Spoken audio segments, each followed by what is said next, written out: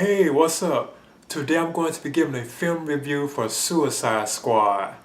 Now, right off the bat, I did kind of have like low anticipations for this film. I wasn't too big on seeing like a team of like supervillains being put together. Because I'm not too big on like even like superhero teams. Period. Like the Avengers and stuff or Justice League. I'm not too really like big on that kind of stuff. But at the same time, there's no question I would look at it. But this time they're putting together a team of supervillains, known as the Suicide Squad. So I did kind of have like low expectations for seeing this film. But there's no question I would have looked at it anyway. Kind of knew about the Suicide Squad, and everything. I'm kind of familiar with them. I know they're under Amanda Waller and stuff like that. So I'm kind of like familiar with that kind of stuff. Well, this particular film right here is dealing with the idea that, and it's kind of close to like the DC Universe original animated movie, Batman Assault on Arkham. It's kind of similar to that. I mean, like a lot of it is very similar to that. You have Amanda Waller, who is played by I think it's Viola Davis. She has to recruit this team of like basically super villains. And she uses them for like a secret like a secret mission that she sends them on. And then if I go into it, it kind of spoil what's going on with it. But she sends them on a secret mission, to take out this like supernatural being that has showed up, and I forgot what the name of the city is. It's not Gotham or anything like that. I forget what it's called. And at the same time, you can see right there where it kind of has flaws, but in the end, I still thought this was a kind of a decent, pretty good film. I enjoyed it. It was better than I thought it would be.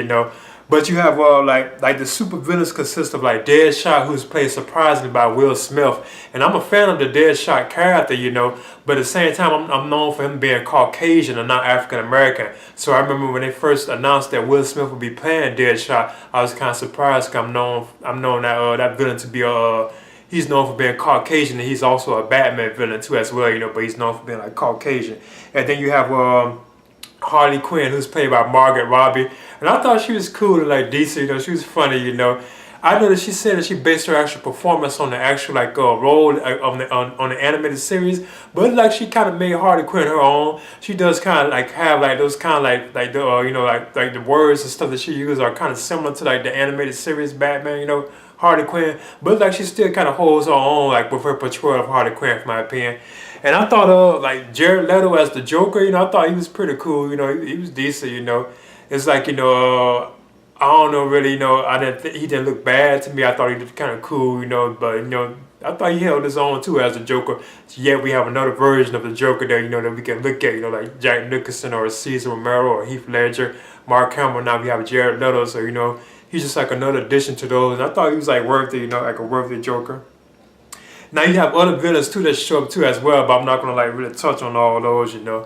But you do have like the one that really stands out to me is the introduction of Killer Croc, who is a Batman villain. So we actually get to see him like in a live action film now for once. So it's kind of awesome getting to see Killer Croc, and he actually does like stuff that he would do like as far as like in the Batman like universe. Like swimming and stuff like that. And he looks like you can tell there's like something wrong with him. Everything. I thought that was kind of cool.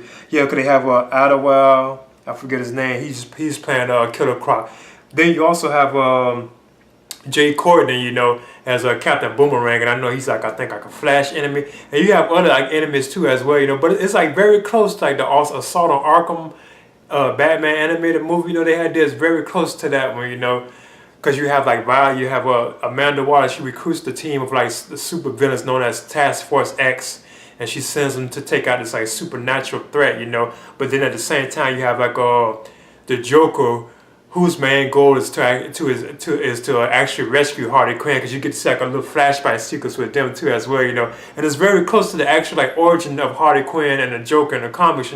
Like Harley Quinn, she used to be like this like psychiatrist, and she was the Joker's like doctor, and she actually gave him like therapy sections. So they do have that like in flashback sequences in the film where you see the Joker having like therapy sections with Harley Quinn. Then it shows how he did the same thing to her. He put her inside like the liquid and turned her skin like white like his and stuff like that. Now that kind of stuff I think was kind of different. Cause from what I know, he didn't do that in the animated series. She didn't get like contaminated by like that liquid stuff. She didn't get contaminated or anything like from the chemicals or anything like that. But in the movie, they actually portraying that happened to her too as well. But another thing too, you get to see like a little like a background on like Deadshot too as well. You know, he has like a vendetta against Batman. You know, and you also get to see like some cool like Batman sequences too, like the Ben Affleck playing Batman. They had some cool sequences, you know, where he show up and has to confront Deadshot. Plus the scene where he's chasing the Joker and Harley Quinn in his Batmobile. Those scenes right there were kind of cool, you know. Now, like the supernatural threat that they introduced in this film is known as the I don't want to spoil it, you know, but it's actually connected to this new character known as the Enchantress. So it's actually kind of connected to her, you know, and I thought that was a decent little character. You know, it's kind of cheesy, especially when she brings an actual like supernatural threat that we get to see, you know, with her brother supposedly, you know. I thought I was kind of cheesy, but he still looked kind of cool though. Like this, he's like this giant looking like ancient looking like being, you know, and he could shoot these like projectile things out of his hand. He looked cool though, you know. It looked kind of decent. It was kind of cheesy, but I thought it was still cool, you know.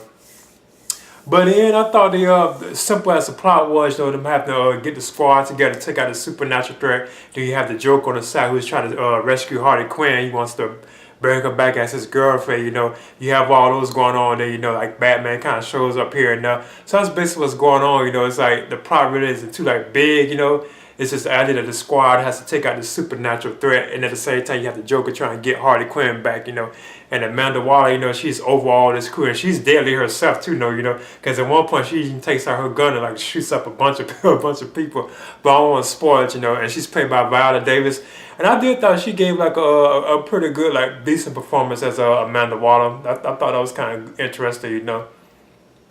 But then I thought Suicide Squad, you know, I thought in the end that this would be definitely like rated R or something like that, but it's only PG-13, you know.